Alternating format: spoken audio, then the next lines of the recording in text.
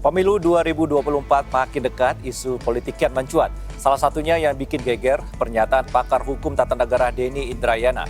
Denny dianggap bocorkan rahasia negara terkait putusan Mahkamah Konstitusi pada sistem pemilu 2024 mendatang. Selengkapnya dalam Fakta Politik. Kalau dari MK itu namanya bocor, rahasia. Saya tidak mendapatkan informasinya dari MK. Jadi ya tidak ada rahasia negara. Denny Indrayana bikin geger lantaran dianggap bocorkan rahasia negara tentang putusan MK terkait pemilu legislatif sistem proporsional tertutup. Padahal nih ya, hal ini masih dibahas dan belum ada putusan final hakim MK. Tapi Denny kok bisa tahu? Dari mana coba?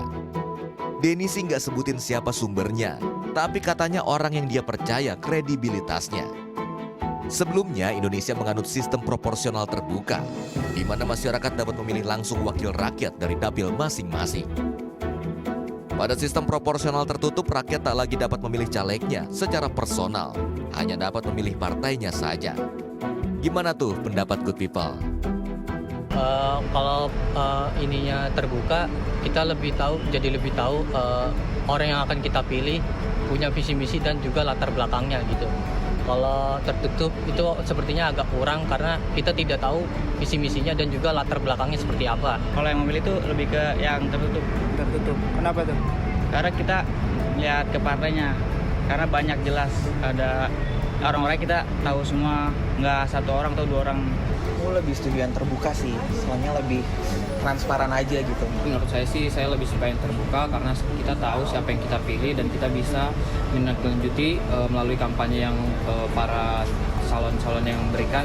Saya sih lebih suka yang terbuka ya. Kita tahu apa yang kita harapkan, apa yang kita titipkan, dan apa yang akhirnya kita dapat. Denny menilai sistem proporsional tertutup dapat menurunkan partisipatif masyarakat, munculnya praktik jual beli nomor urut, serta nepotisme dalam internal partai.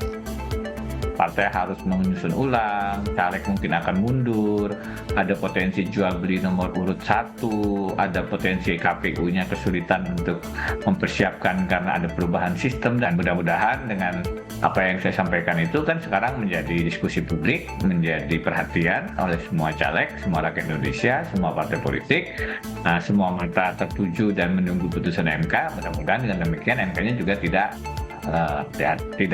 menjadi lebih hati-hati untuk mengambil keputusan.